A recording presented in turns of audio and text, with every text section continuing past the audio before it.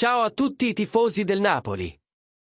Oggi abbiamo una notizia esclusiva dal mercato delle trasferenze che vi terrà sicuramente incollati allo schermo.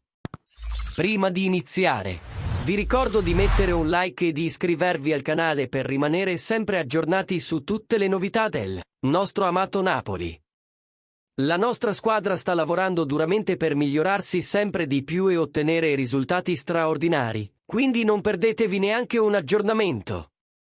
Secondo l'edizione odierna del Mattino, Antonio Conte ha preso una decisione importante. Alex Meret sarà il portiere titolare del Napoli anche per la prossima stagione. Il club è pronto a blindare Meret con un rinnovo di contratto fino al 2027, mettendo così fine a tutte le speculazioni che lo vedevano in partenza.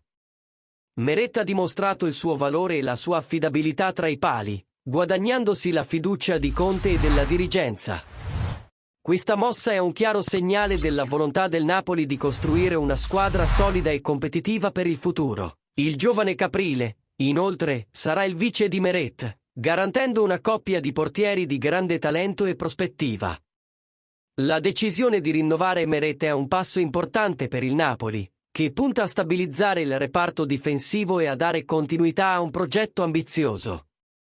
Con un contratto fino al 2027, Meret avrà l'opportunità di crescere ulteriormente e diventare un pilastro fondamentale della squadra.